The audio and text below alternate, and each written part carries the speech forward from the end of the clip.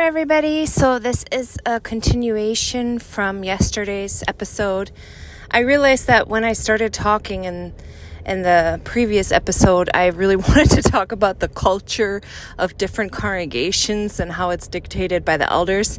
And it ended up being really, after I started talking, I realized I thought, my plight as a single sister is just not my own plight. It's really so many other sisters' plight, and that's why I ended up renaming it to Single Sisters Have It Hard in the Congregation, because it's true. And that is not to diminish in any way that, of course, brothers have it hard. And I know that is a whole different plight, but this was just my experience because of the whole headship arrangement and how the elders or other people who think that you need a head in your life. How I honestly didn't even realize, I'm not joking, I didn't realize that we were equal. I did not realize men and women are even supposed to be equal in God's organization, because how it always felt to me was that we were definitely not equal. I did never feel like I was treated like an equal to so many, especially elders. And I just want to mention, too, that my friend that was constantly criticized and counseled about her boobs by this one elder with the crazy Sister Elder's wife lady, we should call him Mark. Mark, the elder that was pretty young still, newly baptized and already an elder. I mean, puffed up with pride 101 right there. He was something else. And after I left the foreign language congregation and I went back to English, I told my friend, I'm like, I really feel bad leaving you because I feel like I'm leaving you to the sharks. And to her, she really thought that she had to endure the persecution, that she had to persevere in all of this. And so she was going to stay. And I really was like, I don't think you're doing the right thing, because they're going to make your life miserable. And she felt like, no, I can't run away. It's not the right thing. I mean, are we just so used to the abuse that we stay with something like that? And both her and I had far drives after long days of work to go help this congregation. And so she was basically putting in all this extra work, money, effort, time to get persecuted. I mean, that is a persecution complex almost, to stay where you're so mistreated. And eventually, my friend, who I call Marley, we were such good friends, and she was really fun. But to me, it was weird because she saw this elder and his wife, and it's almost like her thinking was different than mine. It's almost that she thought, wait till I get married and I'm an elder's wife and I'm equal to you guys or something. I have no idea, but that is exactly what happened with her. She ended up dating a ministerial servant brother who he said to her, you really need to leave this congregation. This is crazy. You need to leave. And she listened to him because now she had a new head. And they ended up getting married and moved then to my English congregation. So we were back in the same congregation, and I was so happy. I'm like, my friend's back. Her husband, he was okay. But to me, it just really seemed like she couldn't wait to groom him to be an elder. And he shortly after became an elder after they got married. And they were so hard to be around after that. They were not the same people anymore. They were high and mighty. Her comments, she would correct other people in her comments. I couldn't stand when people do that. It's be encouraging, be kind. The comments aren't there to correct other people, So let's say someone wore a really short skirt to the previous meeting or to that meeting. She would say, oh, well, we wouldn't want to wear short skirts to the meeting. Just make these little snarky remarks all the time. And I ended up distancing myself from her, and she from me, because I wasn't a pioneer anymore. I wasn't an elder's wife. And I just felt like every time you were around her, you were constantly corrected and constantly, just felt so inferior. And she would be one of those people who would ask you, what are your goals spiritually? And I'm sorry, I just never understood that. I thought we're like here to learn about the Bible, about Jehovah. And I didn't get the memo that I had to have like all these goals. And I said to her, I'm like, to be a good Christian and to follow Jesus. She didn't really know what to say to that. She's like, oh. But she had written me off because I was no longer spiritual enough for her. And I was just like so sad because basically she had become Elder Mark and his wife, Sister Elder. Like, that's the couple they became. And it was hard to believe. It was hard to watch. And another story about those two is that their house burned down, and instead of it's hard to think like what Jehovah's Witnesses do when they feel so holy, but she had a very like elderly sick grandma, and it breaks my heart, but they put her in the nursing home. And when their house burned down, they didn't rebuild the house. They took the money to go build kingdom halls in other countries on their own dime.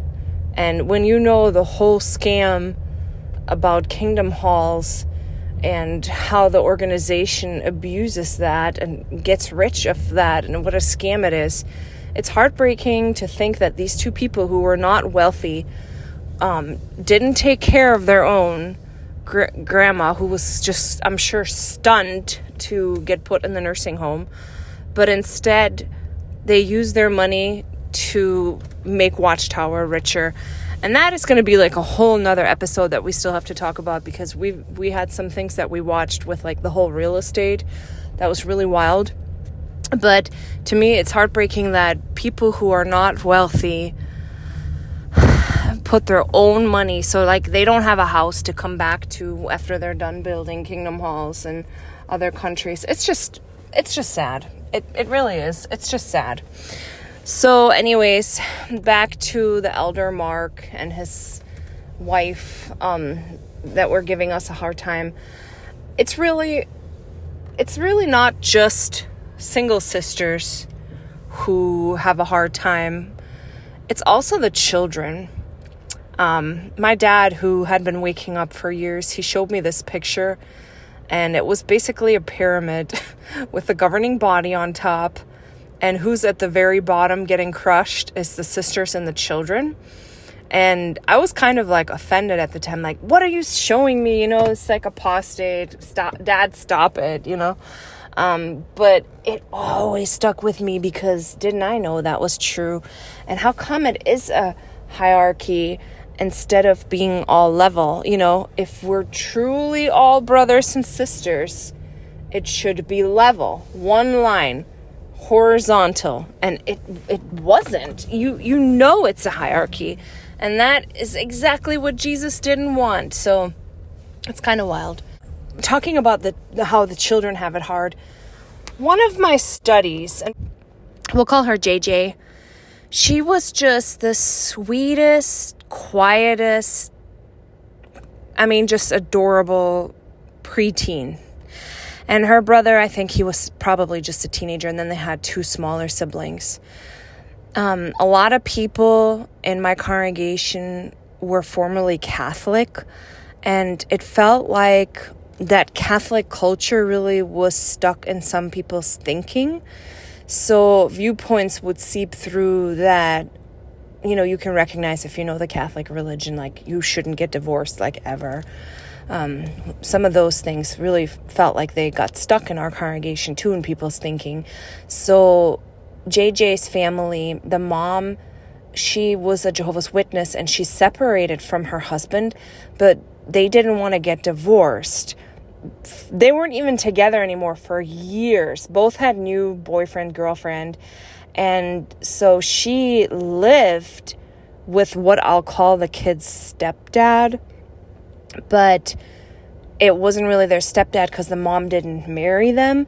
And so hence both the stepdad and the mom were disfellowshipped already for years because they weren't seeking a divorce.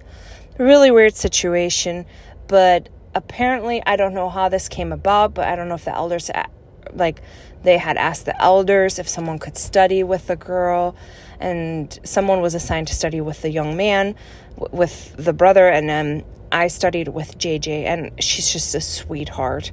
And the little toddlers were bouncing around, and the mom and the stepdad, they would not, they would completely go upstairs or something. So if I went to their house, I usually never saw the parents. They were there, but I didn't see them because they were just fellowshipped. So they honored that arrangement. Just weird. So I am going to tell this story, and I know that I didn't really act how I would act now, especially now that I'm a mom and I'm older. But bear in mind, I was young, and bear in mind that there are some things as a Jehovah's Witness, you're very sheltered and you don't really know the right procedure, how to handle this, especially when you're really young.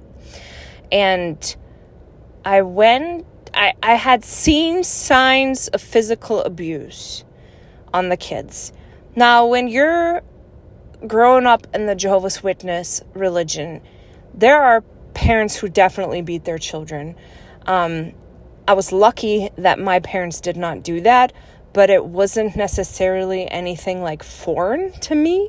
It is kind of something, it's just like how shunning is messed up, but we accept it because that's how we grew up. That's what we always did, but it doesn't make it right? And so there were signs of physical abuse on the kids, and it's really hard because you think, what am I going to do? This isn't right. This is messed up. And so one day, JJ and her brother were black and blue. Bad. Really, really, really bad. And so bad that you know that this isn't okay and something has to be done. And the brother was beaten with a phone cord, and the end of the phone cord, there's those little plugs that go into the outlet. He had those marks on him and the phone cord. It was horrible. It was horrible. And so stupid me thinking this is where it all goes wrong in the organization, I should have gone to the police, obviously. But what do? We go to the elders. And there's another layer to this entire thing, is that the family wasn't legal in the States. So you're worried also about the backlash the kids will have if there's a fallout. I'm just I don't even know how to deal with this. The situation is bigger than me. And I am afraid that it will all come back, because I'm not really sure if I even really knew about child protective services at the time that much. I don't know. But aren't you just always worried that if you tell that the kids aren't, that the agency or the elders or whatever, that they won't do anything, and then the kids will get it even worse? To me, there's always that layer of worry that the kids are even worse off afterwards, But this was so bad, something needed to be done. So I went to the brothers, and I'm like, you guys, these kids, they're being beat, but it's not okay. It's horrible. And so the one elder's let's go over there. And so we went and talked to the kids, who are black and blue. And what elder did they send with me? Brother Mark, the dumb elder who didn't know anything, who just got everything wrong, and who was kind of pervy.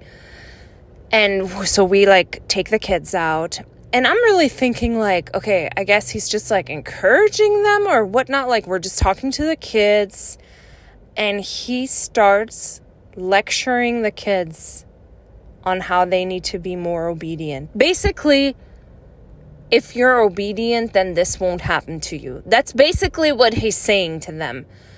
And I'm just stunned. Are you for real right now? That's what, they already got hurt so badly, and this is what you're doing. I couldn't believe it. I mean, my heart still breaks for them, these poor children. I hope they're okay. I do not know what happened to them, but I just am so sad for what they endured in this dumb organization that didn't offer them any protection or love. It was just so sad. So a couple weeks go by, and there's another incident where the boy and the girl have major bruises on them. Major. And I'm frazzled. Like, the congregation isn't giving them any protection. And I can't really explain this phenomenon when you're in a cult where you're so afraid to report something too. I mean, this is why the organization has all these child abuse mishandling cases, because we have something ingrained in us that is, we don't want to go to the authorities. We don't want to bring reproach on Jehovah's name. I don't really even know what it was, but it's learned helplessness. You don't know what to do. You know you want to help them, but you don't know what to do. And I'm just like at my wit's end, because something needs to change with these poor children. But I am also afraid what's going to happen if the state or the police interferes. What's going to happen? Is it going to have a good outcome? I don't know. And I really, that whole leave it in Jehovah's hands, I'm like, I don't even know what to do right now. I'm really going to pray. And I did feel like my prayer was answered, because they went to school and the teacher saw the bruises and reported it. And she did what I should have done. She did what we all should have done.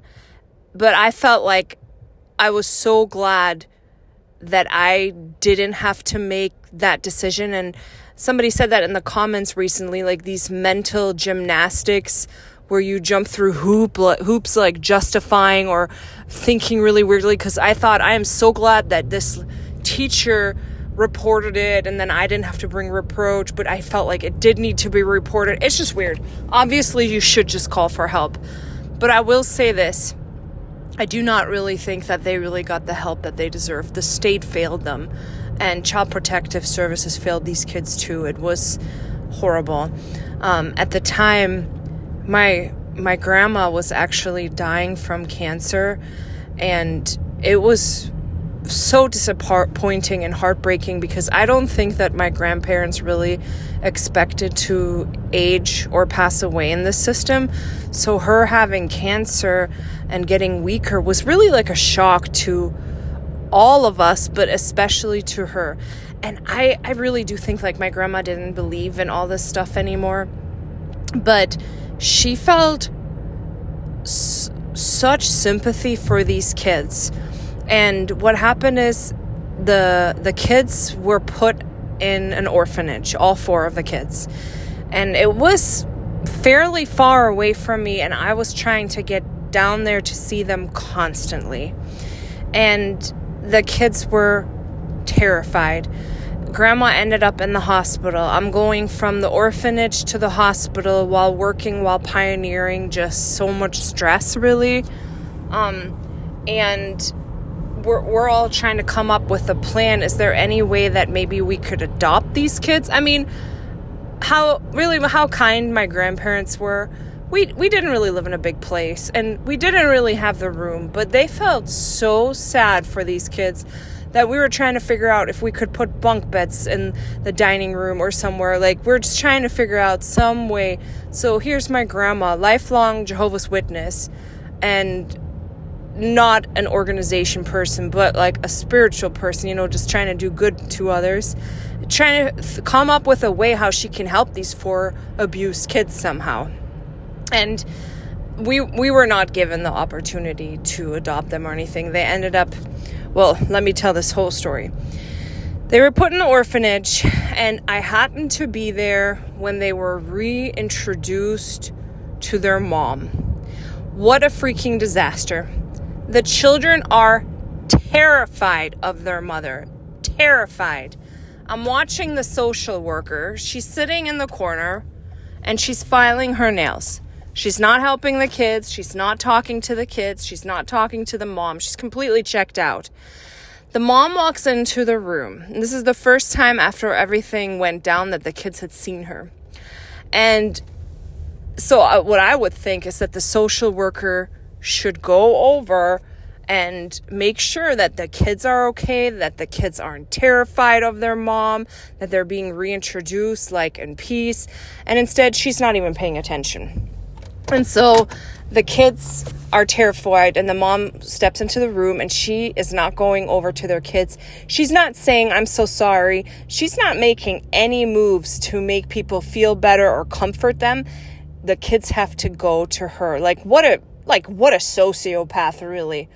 I'm just watching it, it hurt. It just hurt, and they're all four horrified because, they probably feel guilty like it got reported. The mom's not feeling guilty. She's not feeling shame.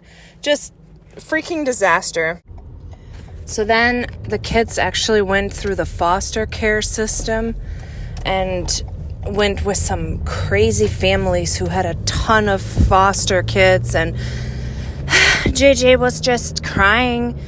One day we tried to call her, this one foster families, and she started crying on the phone. They were really strict about us seeing them, and sometimes they would let us see us, so I would pick her up with my mom, and we would have a Bible study in the nearby Kingdom Hall to have we're just trying to do everything we can to see these kids and give them some encouragement and stuff, but they're just going through it. And one day we're calling her, and the foster mom picks up the phone because JJ's crying, and she starts yelling at us. Why did we make her cry? And we're like, we're not. We're just trying to be there for her. She's crying because she's in a horrible situation. And then after a while, they just were all four kids returned to home. I did not understand that. How are you going to return the kids home without therapy, without the mom having to go through counseling and stuff? And the parents, because they didn't have papers and were legal, they changed their names, moved to a different state where I couldn't even find them anymore. I didn't even know, and guess what? They were still Jehovah's Witnesses. I know that the kids, I had heard that they were baptized really young, of course. Child baptism, so smart. We're going to have a whole episode about child baptism because, we have a lot to talk about. And then both JJ and her brother ended up getting disfellowshipped really young because, that's how Watchtower rolls. These poor kids who've gone through the ringer, who she's probably I have no idea what happened, but, victims, really, truly victims that needed help, that needed therapy, that needed love. But let's just fellowship them. Terrible, terrible, terrible. And I didn't feel like these kids were protected at all. And it just was a terrible situation. But how many stories are there where the organization does not care for kids? And I saw that time and time again in little things where it just seems like the elite is what matters and titles is what matters. And that's who they care for. It did not feel like kids were truly being cherished. And I saw it so many times. And this elder, if you think about it, it's all made up. It's made up titles. It's made up structure and everything. And what are your qualifications? Ours? Not, this elder is so kind to people. This brother, he's so kind to people. He really should become an elder. He's a leading example of how you treat the elderly and how you're kind to kids and all these people and single moms. No. Ours are your qualification. Ours that can be faked. We always took it really seriously, counting our hours, but I'm sure a lot of people just wrote something in and bam, you're on your way to be an elder. And somehow the organization loves it when you're really snobby and arrogant. It's like they promote those people because they're company men. Here we go again. They're company men. They're organizational people.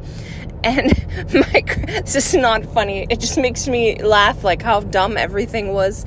But my uncle and my grandpa, they had fallen to disgrace with all this stuff with the church and everything that I talked about in the episode Company Man versus Spiritual Man. And now, so they were not elder and ministerial servant again. And my grandpa, who had served faithfully for 55 years, whose mother was in the concentration camp, he was being treated like dirt. And so they went to meeting for field service, and it's just my grandpa, my uncle, both of them fall into disgrace. And who do they pick to hold the meeting for field service because there's nobody else there to hold it? This kid who'd gotten baptized, this 10-year-old kid, got up to pray. And my grandpa was just like, this is a circus. I mean, this is really a circus. They just, you know what it feels like? It feels like they love to rob people of their dignity. And there's so much public humiliation going on. I feel like I used to always think, like, if I ever get disfellowshipped, I don't know why people go to their announcement. I could not sit there and be publicly shamed like that. I just could not do it. And how do you feel when you're sitting there and you're being announced? I actually even thought, like, being removed as a pioneer. And they didn't ever really remove me. I had stepped down already just in time. But even that, when it gets announced, even that's public shaming. I mean, you're an auxiliary pioneer for a month. You don't get announced, oh, she's no longer an auxiliary pioneer because the month is over.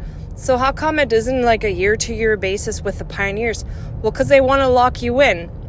And so if you stop pioneering, it's going to get announced, and it's a little bit of public shaming. Like, it's just so culty, all of this. One little side note I have to add with this elder and his wife. I'm just going to give you like a little example, like a little nugget about them. The elder Mark and his sister elder wife.